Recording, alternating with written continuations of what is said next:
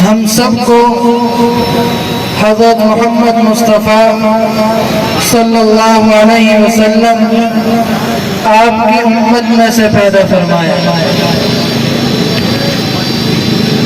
اس کائنات میں حضرت آدم علیہ السلام سے لے کر حضرت عیسیٰ علیہ السلام تک جتنے انبیاء کرام آئے سب کا مقام اور رتبہ بہت بلند تھا، لیکن ہمارے نبی حضور خاتم النبیین صلی اللہ علیہ وسلم ان جیسا نبی کوئی نہیں آیا۔ اسی طرح حضرت آدم علیہ السلام سے لے کر حضرت عیسیٰ علیہ السلام کی امت تک جتنی امتیں اس کائنات میں آئیں ان امتوں میں حضور نبی کریم صلی اللہ علیہ وسلم آپ کی امت جیسی امت نہیں تھی۔ جس طرح حضور صلی اللہ علیہ وسلم آپ خاتم الانبیاء ہیں، اسی طرح آپ کی امت بھی خاتم الامت ہے۔ اور اس امت کی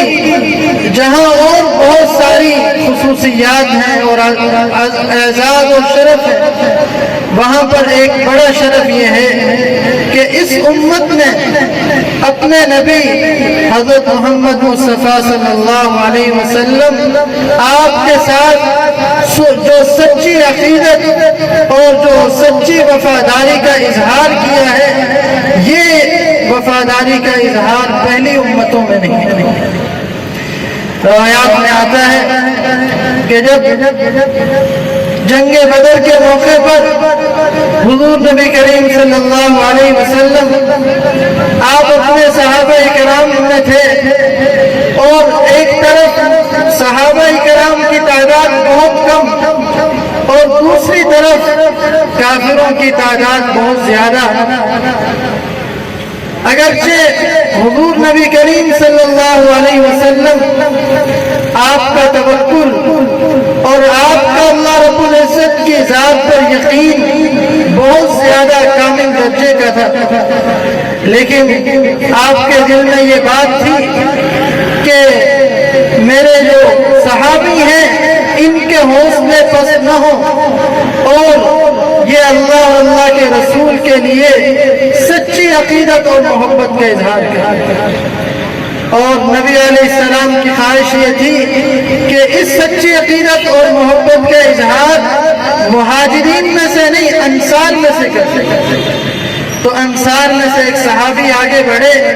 اور انہوں نے بڑے عجیب جملے کہے اور کہے کہ یا رسول اللہ صلی اللہ علیہ وسلم، ہم آپ کے صحابی ہیں اور ہم موسیٰ علیہ السلام کے صحابیوں کی طرح نہیں کہ جنہوں نے کہا تھا فَاذْهَبْ أَنْتَ وَرَبُّكَ فَقَاتِلَا إِنَّا هَاهُنَا قَاعِدُونَ کہ آپ جائیے اور آپ کے رب جائیں وہ قتال کریں، ہم آپ کے ساتھ جانے والے ہیں۔ صحابی نے عرض کیا کہ یا رسول اللہ، ہم حضرت موسیٰ علیہ السلام کے صحابیوں کی طرح نہیں کہ جو ان کا ساتھ چھوڑ دیں، بلکہ ہم آپ کے دائیں بھی لڑیں گے، بائیں بھی لڑیں گے، آگے بھی لڑیں گے، پیچھے سے بھی لڑیں گے، لیکن آپ کی عزت پر اور آپ کی ذات پر اور آپ کی ناموس پر کسی قسم کی آنچ آنے نہیں دیں گے۔ آج ضرورت اس بات کی ہے اور الحمدللہ ہے کہ آج کے ہمارے مسلمان، ہر مسلمان کے اندر یہ جذبہ ہونا چاہیے کہ حضور نبی کریم صلی اللہ علیہ وسلم آپ کی عظمت اور آپ کی ناموس اور آپ کی ختم نبوت کا کام ہمارے ہر کام پر مقدم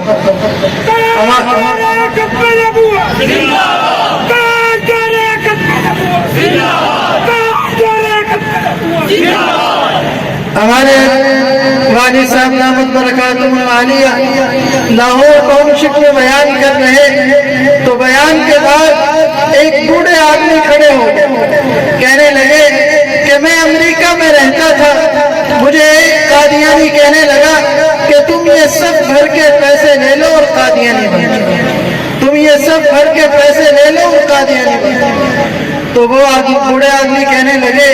کہ میں جب یہاں پاکستان سے امریکہ جا رہا تھا تو میری بوڑھی والدہ نے مجھے ایک نصیحت کی تھی. وہ نصیحت یہ کی کہ اے میرے بیٹے، تجھے ہفت اقلیم پوری دنیا کی دولت مل جائے لیکن گنبد خضرا سے اپنا تعلق ختم نہ کرنا، حضور سے اپنا رشتہ ختم نہ کرنا.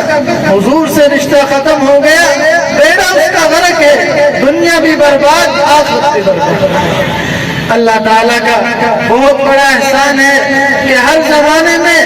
جب بھی کوئی فتنہ اٹھا ہے تو ہمارے علماء برحق نے ان کے خلاف اس فتنے کا تعاقب کیا. اسی طرح بر صغیر میں یہ قادیانیت کا فتنہ اٹھا اور جہاں پر علماء کرام نے اس کے لیے قربانی دی تو وہاں پر عام مسلمانوں نے بہت بڑی قربانی دی. ہمارے پاکستان میں سن 1953 میں ختم نبوت کی حفاظت کرتے ہوئے لاہور کے بال روڈ پر